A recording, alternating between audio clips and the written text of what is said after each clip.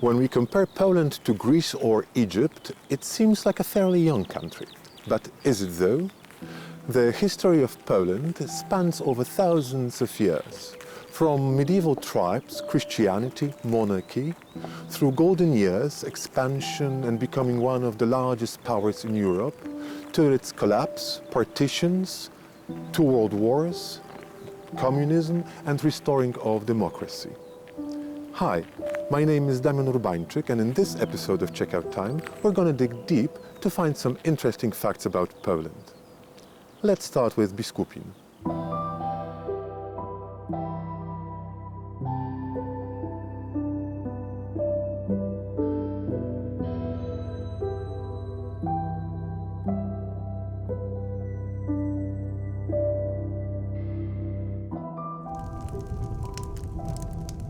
If I were to ask random people about the history of our country, even if it was a question about the history of our land, the most repeated answer would be 966, even though there's so much more to it than this date. Yes, that is a very valid point. This is a date we recognize from school textbooks, but everything that came before is just as rich as what followed. Even if we consider just the time span itself, it is significantly longer, stretching up to 500,000 years. 500,000 years ago, we can trace signs of human existence in Poland? Yes, some of the oldest traces of human presence date back nearly 500,000 years and are located in today's Lower Silesia. So not here? No, here humans arrived much later, but still a long time ago, around 12,000 to 13,000 years ago.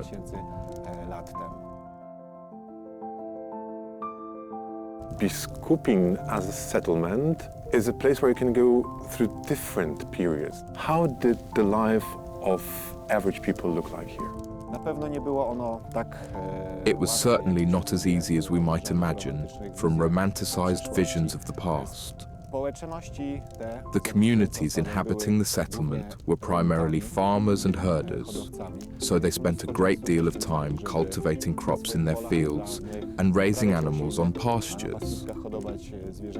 Given the tools and techniques available to them, this process was simply very labor-intensive.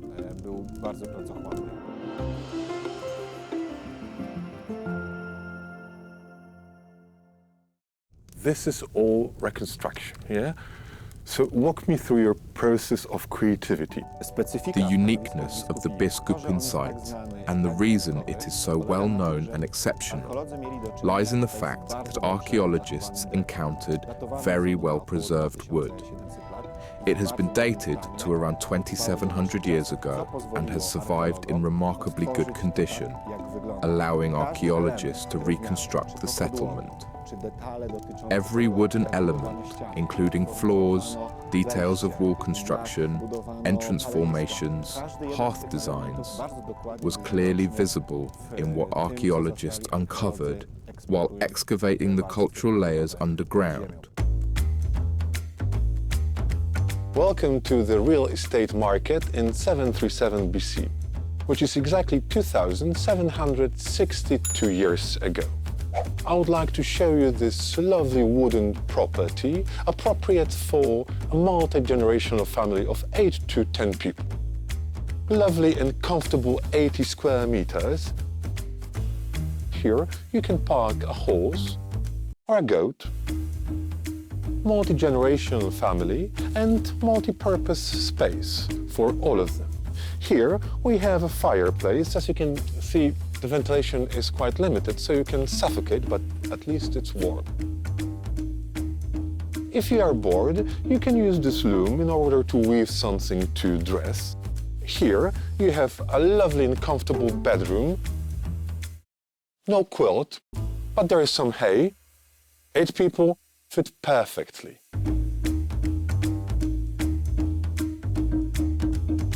The price? A head of sheep or 2 horses. Interested? Let me know by sending a smoke signal or a pigeon. How did their diet differ? Things, for example, which are so common for us, like salt and sugar, were they present in their diet as well? With salt, it is difficult to confirm archaeologically. Sugar, absolutely not. It appeared much, much later. How much do you think is still unearthed, undiscovered when it comes to the history of Poland? With salt, it is difficult to confirm archaeologically. Sugar, absolutely not. It appeared much, much later. Również bardzo ważnych znajduje się pod ziemią, ale obecnie wiemy, że są tam bezpieczne.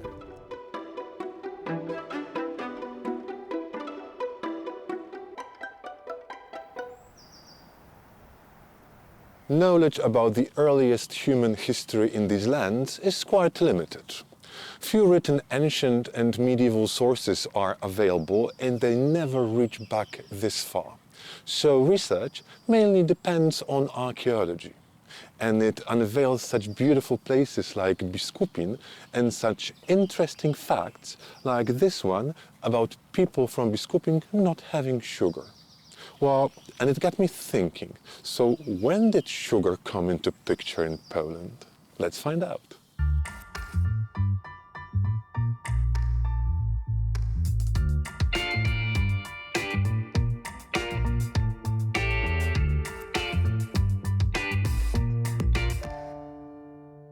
Having visited Biskupin, I compare our lives to the lives of people who lived here 2,000 or 3,000 years ago.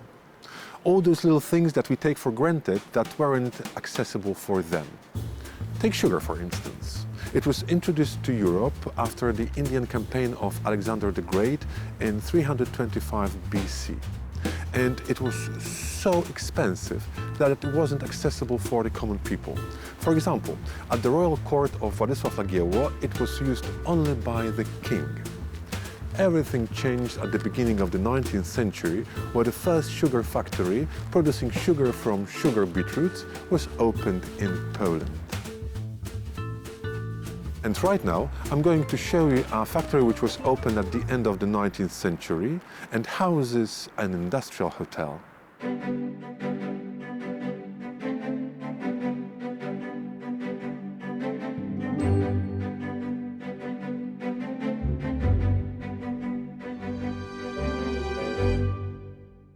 From the onset of the project, which was creating a modern hotel in an industrial space, the owners focused on preserving the history of those buildings by retaining all original elements of the factory. Although larger parts of this factory interact with new functions, they still remain visible, which gives a very unique effect.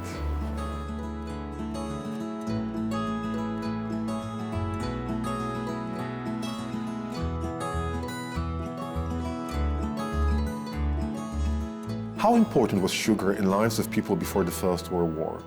If someone had sugar, as people used to say around here, they were the richest person in the area. From what I've been told, you worked in this factory. I started working there in 1981. In fact, I've been connected to it since childhood. I lived on the premises, and my father also worked here. Which original parts of the sugar factory remained and were incorporated into this hotel? The only truly original parts left are 2 turbines in the turbine hall. One of them is an AEG historical monument.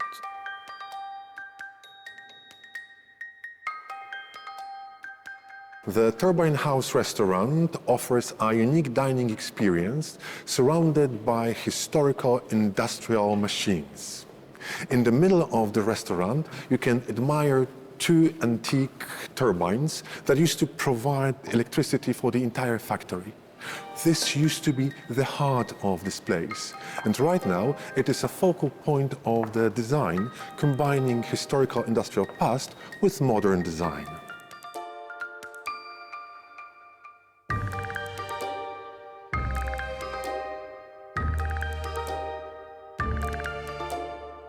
What can guests coming here in the 21st century expect? For example, what is this place?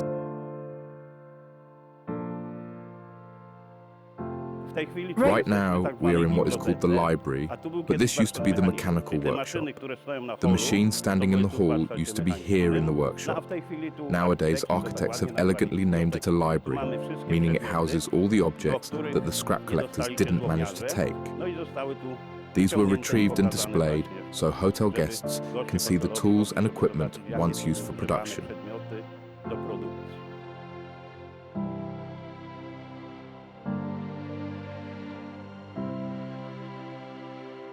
When you enter these spaces, does your heart beat a bit faster, knowing that you used to work here? I've been involved with the sugar factory for so many years. Sometimes you'd go home after work, but if you heard steam escaping onto the roof, you'd immediately think, ah, something's wrong.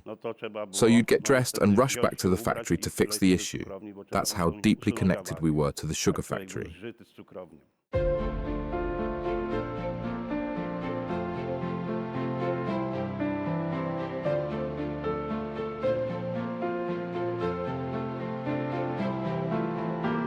The origin of the word sugar leads us to India, to the old Indian word sharkar, which was later borrowed by the Arabs as sukar and transferred into Europe to be used as sucre, azúcar, sugar or cukr.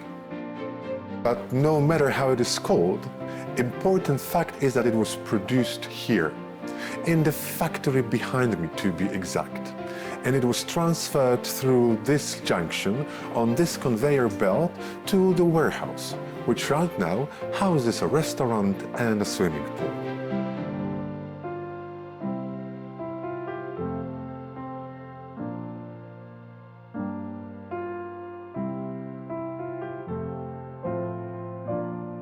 Whenever I enter a hotel which is anchored in the history of our country, my eyes begin to sparkle because I'm very proud that someone came up with the idea of incorporating an old tissue and making it a modern hotel. And what are you the most proud of here? This is a very historic place. First of all, it was where practically all people from Żnin and the surrounding areas worked. And now it has been given a second life. What was the biggest challenge in creating this hotel? The biggest challenge was probably adapting the factory into a hotel. Since it was an industrial building, fitting a hotel inside wasn't a standard project. It required a complete vision, how it would operate, which target group it would attract, whether it would focus on conferences or individual guests. Over time, it turned out that we can cater to both conferences and individual guests.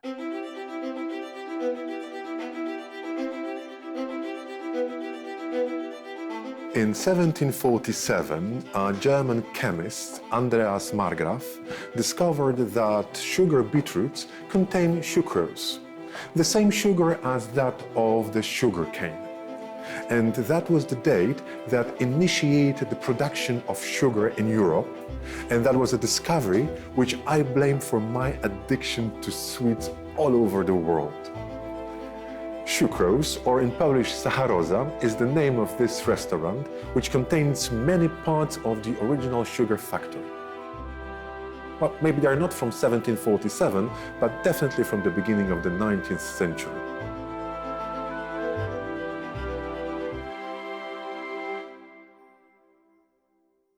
What about new guests? What is your aim for them? Some guests absolutely love this place, while others arrived and immediately say, "Oh, no, this is not my vibe at all." Why is that? That's because this place has a very raw industrial character. You either love it or you don't. Some people visit us just out of curiosity.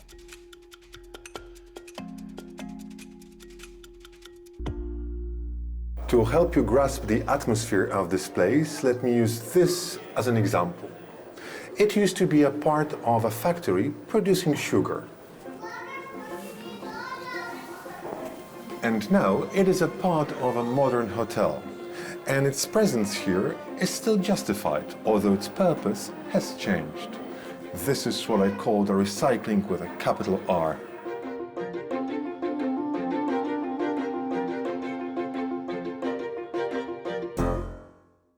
Creating rooms, did you have any problems with adapting this space? It was a huge challenge because this was originally a factory. We had to pour new floors and fit hotel rooms with the existing walls. Some parts could be moved while others couldn't. Structurally, it was a major undertaking. Each room here is different. Some are bigger, some smaller. Some have large windows, others have smaller ones. All because we are working with an old building.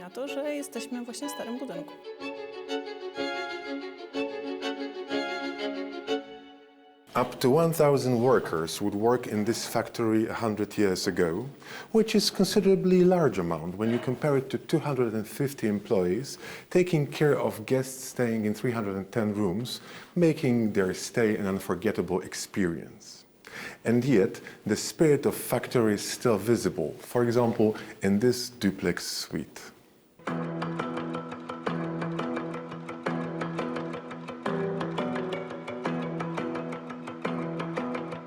Do you have sometimes people as guests who used to work here?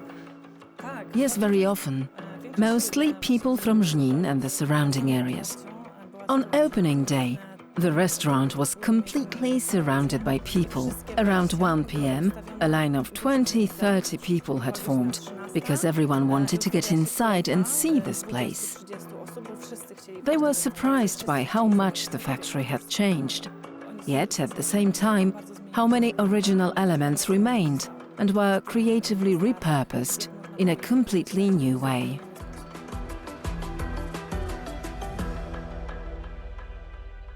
When life gives you lemons, make lemonade. But when life gives you an old former sugar factory, make sure to use every single square meter of it while creating a fancy hotel. And this silo is a perfect example of such creativity, because it was a place where beetroots used to be stored. And right now, there is a beautiful cinema here called Burakino.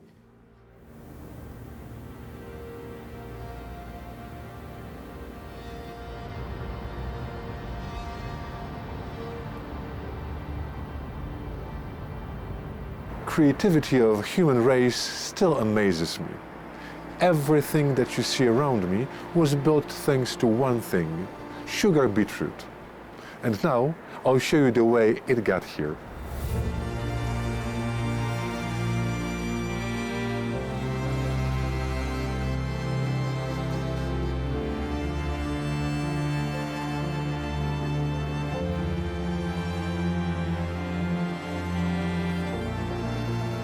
In our show, just like in everyday life, one thing leads to another.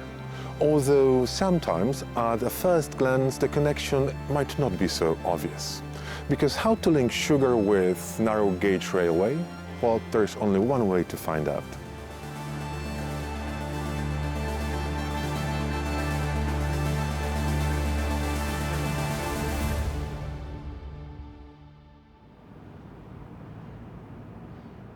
The narrow gauge railway in this area was created in 1894, which is exactly the year of erecting the sugar factory in Żnin. Is it a coincidence, or are these two things related? It wasn't a coincidence.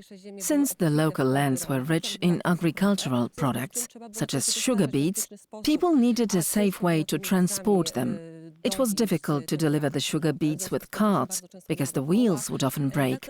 So they came up with the idea of creating a railway.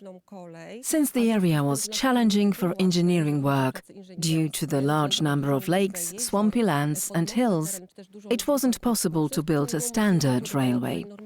That's why the narrow gauge railway turned out to be a great solution, which offered two additional advantages. It was cheaper to build and had lower operating costs.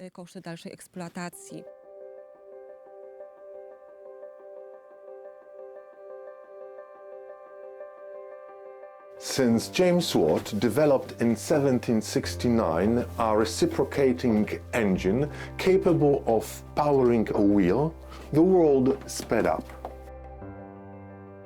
But in Poland, the first regular train started operating on the 20th of May, 1842.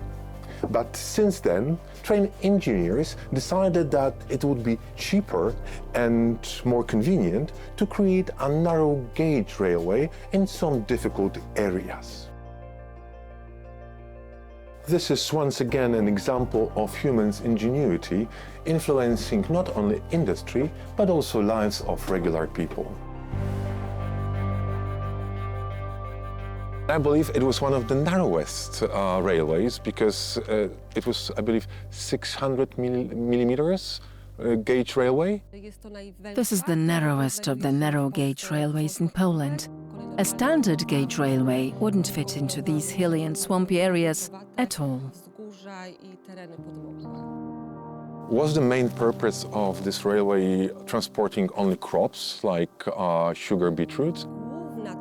The primary function was freight transport, but the railway also worked well for passenger travel and was especially appreciated by the local residents who could travel to nearby towns in comfortable conditions.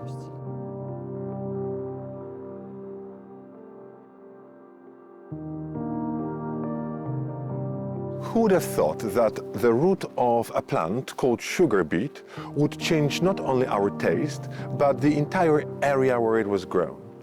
Well, our taste buds craved for sugar.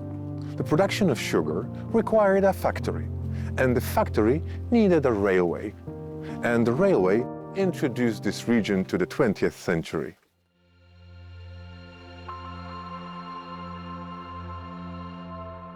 Although we are in Poland right now, we are in Venice, because this town is called Venezia, and it houses one of the largest in Europe open-air narrow-gauge railway museum.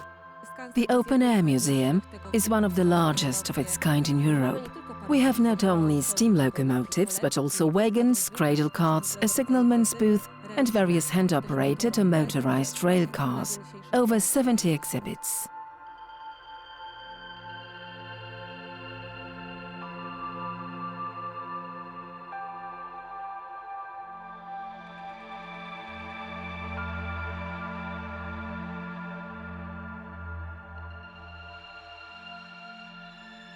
You have no idea how happy I am that I don't have to live 300, let alone 3,000 years ago.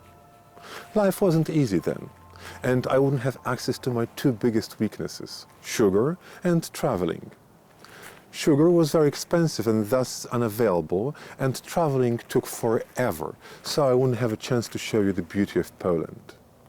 Oh, and TV wasn't invented, so I wouldn't have a job. So I'm going to carry on living my modern, beautiful life. See you next time.